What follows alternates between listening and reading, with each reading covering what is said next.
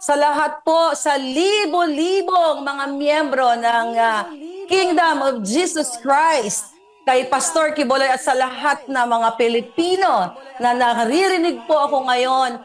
Maraming salamat at mabuhay dahil marami na po akong kasama na nagsasalita laban sa mapang-aping gobyernong Marcos at Araneta.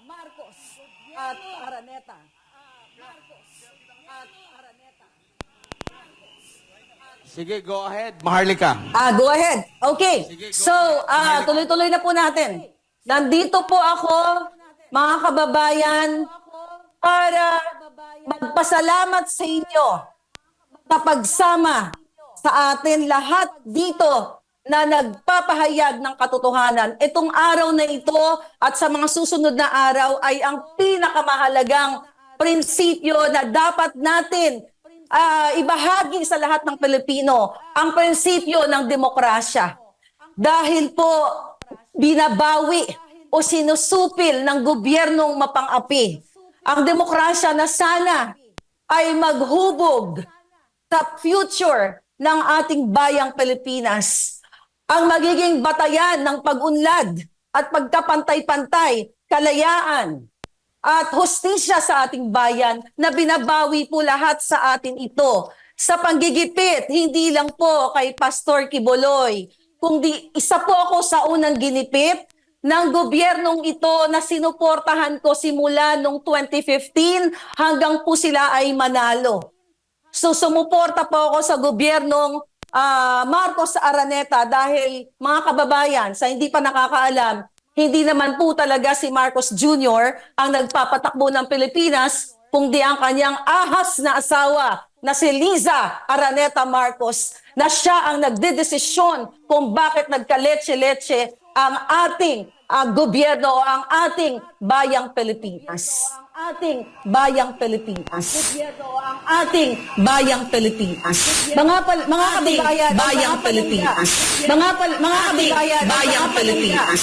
Mga kababayan, bayang Pilipinas. Mga kababayan, Pilipinas.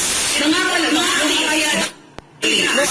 Nung ako po ay sumuporta sa kanila mula 2015 hanggang sa Vice President Junior ay nagsabi na siya ay dinaya nung panahong yon. Nandoon po ako sa kanila.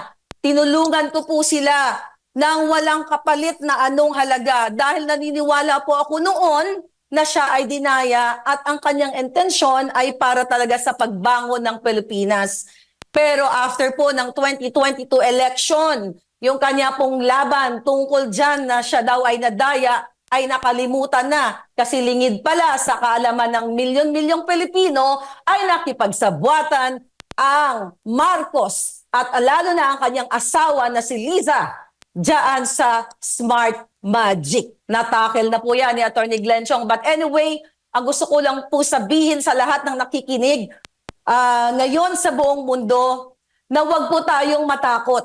Alam ko, lahat po tayo ginigipit, lahat ng mga kritiko, lahat ng mga nagpapahayag ng opinyon dahil po tayo ay sukang-suka na sa gobyernong ito na pinangakuan tayong ibangon. Pero ang bumangon po sila lang. Napanood yun naman siguro ang pagbati ng First Lady Ahas sa General Manager ng PCSO na si Mel Robles. Binati po yan noong January 20, nung kanyang kaarawan. Ang sinabi po ng First Lady dyan na milyon-milyon viewers na po. Ngayon yan, ang sinabi ng First Lady sa General Manager niyang operator ng black propaganda na si Mel Robles, sama-sama tayong babangon muli para maging milyonaryo. So doon po nakita ninyo na hindi natin sila kasama para sa pagbangon ng Pilipinas, kundi sila ay sama-sama para sa pagbangon o pagpayaman nila. At hindi lang po yan. Sa mga nakakapanood po ng aking vlog everyday, ang gobyernong ito ay kasabwat ng mga masasamang elemento katulad na lamang po ng smuggling. Paulit-ulit ko pong sinasabi sa taong bayan at dito ngayon sa harap ninyo, sa libo-libo at milyong taong nakikinig all over the world na si Liza Marcos at si Bongbong Marcos ay kasabwat ng smuggler na si Michael Ma. Bakit ko po sinasabi yan mga kababayan? Dahil mismo ang taong yan ay pinangalanan sa Congress at pinatawag yan para dinggin dahil nasasangkot sa milyon o billion smuggling pero hindi po yan ginigisa sa Kongreso o sa Senado. Sa halip, mga kababayan, siya ay itinalaga pang special envoy to China, lingid sa kaalaman ng lahat ng Pilipino. So akalain nyo mga kababayan na may presidente kayo, may first lady kayo, nakasabwat ang mga smugglers?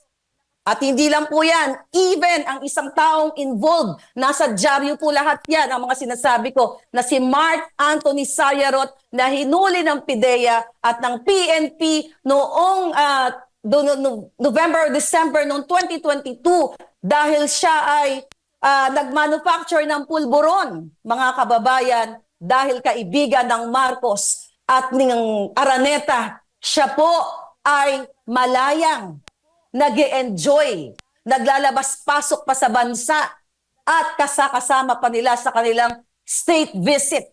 Yun po ay nahulihan ng pulburon na nagmamanufacture dyan sa Ayala, Alabang. Pero sa halip na ikulong at pahiyain dyan sa Senado katulad ng ginagawa kay Pastor Quiboloy, binigyan pa po ng proteksyon ng buwaka ng inang gobyernong ito na Marcos Jr. Another issue po, na pinakamahalaga, yung Indian Filipino na si Amit Chandiramani nahulihan ng mga malalaking kalibreng baril. Yun po ay non-bailable case din. Pero sa halip na ipakulong at ipatawag dyan sa Kongreso para imbestigahan, katulad dyan sa ginagawa muli ni Ontiveros kay Pastor Quiboloy, yan po kahit non-bailable ay pinalaya rin ng ating gobyerno. Pinalaya ng mga kasabwat ni Liza dahil inarbor po yan ni Mel Robles na general manager ng PCSO dahil kaibigan niya yung nahulihan ng matataas sa kalibre ng baril. Ulitin ko po muli, confirm po yan dahil mismo na may kaibigan ako sa PNP, tinawagan ko kung totoo ba at kaya ko po yan tindigan sa kahit saan ako ipatawag. But mga kaibigan, ang gusto ko lang po mga kababayan na marating nating lahat ay magsama-sama tayong lahat na mag-express ng ating saloobin, ng ating opinyon, ng ating pagkadismaya sa gobyernong ito sa kanyang mga pinangako noong siya ay nangangampanya pa lang. Nabudol po tayo. Kaya po tayo sumuporta dahil nangako siyang tayo ay ibabangon sa kahirapan. Tayo ay bigyan ng mga oportunidad, tulungan ng mga mahirap para magkaroon ng trabaho. Pero paano naman po kayo magkaroon ng trabaho kung bilyon-bilyon po ang ninanakaw nila sa Kongreso at sa iba't ibang ahensya ng gobyerno, katulad na nga lamang sa smuggling at kung ano-ano pang pagnanakaw sa iba't ibang ahensya, napupunta po sa kanila ang pera. So, paano kayo magkaroon ng trabaho? Paano kayo magkaroon ng opportunity? Kung naalala ninyo, nangako si Marcos Jr. na sinasabi niya na kapag siya ay naupo, ang mga OFW ay malilimitahan na ang pag-a-abroad dahil pauuwiin na sila at bibigyan ng opportunity, bigyan ng mga livelihood programs and trainings at ang pag-a-abroad lamang ng mga Pilipino ay choice na lang. Pero ano nangyari? Lalong dumadami ang ating mga OFW, maraming nasasadlak sa kahirapan at gusto nang lumisan sa Pilipinas. So tayo po dito mga kababayan, hindi like ako, simula pa pong Agosto of 2022, ako po ay nagsalita na dahil sa nakita kong pang-aabuso ni Liza Marcos, ni Marcos Jr. sa hindi lang sa taong bayan, kundi sa kanilang mismong mga kaibigan.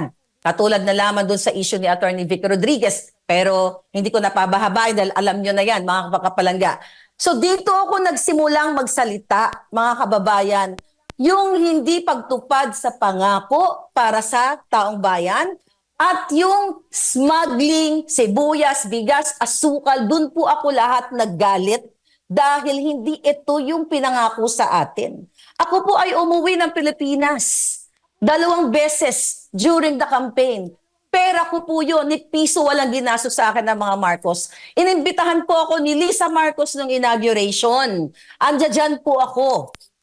Nakita ko po nung May 9 during the counting, napapaligiran na sila ng mga oligarchs. Kaya nga nung nandoon po ako sa loob ng party na yun, nagla-live ako sa aking YouTube channel, nagsalita ako sa mismong live na sabi ko, ano ba ito? Ngayon pa lang, napapaligiran na tayo ng mga oligarchs.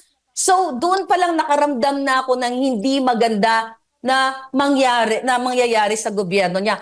Pero dahil po ako ay diehard at loyal supporter ng mga Marcos, ayoko pa po magsalita nun dahil nakakahiya naman sa mga dilawan. 'Di ba? Baka sabihin nila, o ayan, yan ang napala ninyo. So nag-hold po ako for since June, July, and yung August, medyo hindi pa rin ako nagsasalita, medyo blind item muna. Hanggang sa dumating na nga po itong January of 2023, talagang inilabas ko na ang nararamdaman ko at hindi lang nararamdaman ko, nakikita kong pang-aabuso sa kaban ng bayan at pang-aabuso sa ating lahat.